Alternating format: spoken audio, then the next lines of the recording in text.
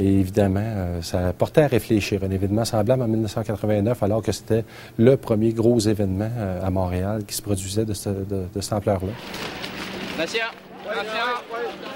Moi, je pense qu'on est arrivé dans un événement où est-ce qu'on n'avait aucune idée de la portée de l'événement, puis on n'avait aucune formation. On n'était pas préparé à ça.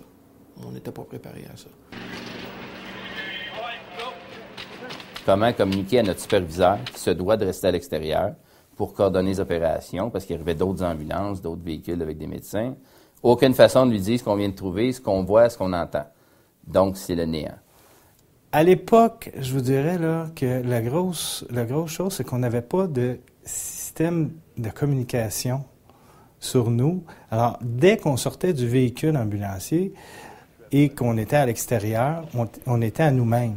On n'avait pas de téléphone cellulaire, on n'avait pas de radio portative, là, des walkie-talkies. On n'avait aucun système de communication pour pouvoir transmettre l'information à notre centrale de répartition ou même au coordonnateur sur place pour lui dire exactement là, qu'est-ce qui se passait.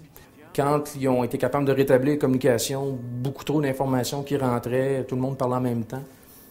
Ça a pris un certain temps avant qu'on réalise que, il y avait vraiment quelque chose qui se passait à l'intérieur. J'avais une formation de base, comme tous les policiers, il y a 20 ans. Formation de base qui disait, bon, mais comment avancer dans un corridor, comment monter les escaliers.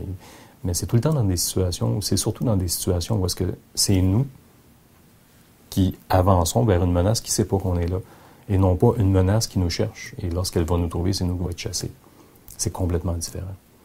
Je pense que tous les intervenants qui sont intervenus justement à Polytechnique ont fait du mieux qu'ils pouvaient avec les outils qu'ils avaient à ce moment-là.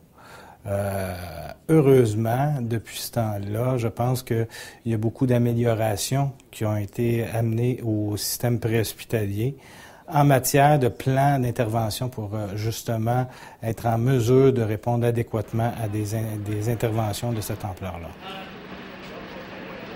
Avec le recul, on se rend compte que toutes les formations qu'il y a eu après ça, qui se sont beaucoup améliorées au fil des années, fait que avoir eu cette formation-là, à ce temps-là, son recul de 20 ans, c'est sûr que ça aurait changé. C'est sûr que ça aurait changé beaucoup. Puis maintenant, la formation qu'on donne, entre autres en déploiement rapide, on le dit aux gens, on y va de manière contrôlée, de manière structurée, mais on va dans un milieu hostile. Et il y a une raison pourquoi on va dans ce milieu-là, c'est effectivement pour sauvegarder, pour empêcher que ça continue de dégrader. Ce qu'il y avait beaucoup avant, c'était des mises en situation avec, vous entendiez ça des fois dans les journaux, il va y avoir un train d'arrêté, inquiétez-vous pas, les rues vont être fermées. Ils prenaient un train, ils simulaient un accident de train, ils allaient chercher des élèves, des scouts, des cadets, puis ils étaient déguisés en blessés avec des choses réalistes. Et il pouvait avoir 50 blessés, puis là, il arrivait des pompiers, des policiers, des ambulanciers, tout ça. Et ça te met dans le bain, là, parce que là, c'est comme une vraie situation. Ils ont fait ça à Dorval déjà dans le passé, mais ils n'en font plus de ça. En tout cas, ils n'en font pas assez, puis ça devrait faire partie de la formation des paramédics maintenant, parce que théorique, sur un papier, sur un ordinateur, sur un bureau, ça ne marche pas. Il faut le faire, il faut le vivre, parce qu'il y en a de moins en moins des situations comme ça. Ça a évolué énormément grâce à ça, effectivement, grâce aux budgets aussi qui ont été mis en place pour pouvoir nous permettre d'obtenir des équipements de communication adéquats. Donc, la répartition assistée par ordinateur en est un, les systèmes de communication actuels à l'extérieur du véhicule, etc. Fait que ça a changé quelque chose dans mon comportement, oui. Mais ça m'a appris quelque chose, puis tu obtiens des notions, tu englobes des notions, puis t'es transfères après.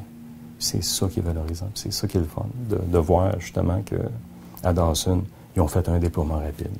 La fameuse table avec la victime qui a fait le tour de la planète, je me souviens de l'avoir mentionné dans mes formations. Vous n'avez pas de brancard, vous n'avez rien, prenez une table. Alors, virez-la à l'envers, les gars, par exemple, parce que vous allez avoir de la misère à descendre les escaliers. Ce que j'ai compris, c'est qu'ils ont eu de la misère à descendre les escaliers. Mais la table, elle a servi. Donc, à Dawson, ça s'est passé très différemment. C'est-à-dire que, justement, on a pu mettre en place un plan d'intervention rapidement. Donc, les appels non urgents, tous les appels de transport entre les établissements, ça a été annulé. Dans ce genre de situation-là, on met même un arrêt sur les pauses repas, sur les fins de quart de travail afin de garder le plus de ressources possibles. Donc, on a bénéficié de l'enseignement, effectivement. D'ailleurs, on a eu des éloges, autant du le service de police qu'Urgence Santé, sur la façon on est intervenu à Dawson. Il y a des lois qui ont changé. Le gouvernement du Québec, la ministre Dupuis a fait un très bon travail avec le projet de loi Anastasia, le projet de loi 9. Malheureusement, il n'y a pas la même volonté au fédéral. Comment ça fait qu'on est capable de maintenir un registre pour les permis de conduire et pour les immatriculations, les enregistrements de véhicules? Pourquoi qu'on ne pourrait pas en maintenir un qui a du sens au niveau des armes à feu? C'est un manque de volonté. C'est un manque de volonté. À tous les jours, je vous dirais que les policiers font des actions, des interventions au péril de leur vie.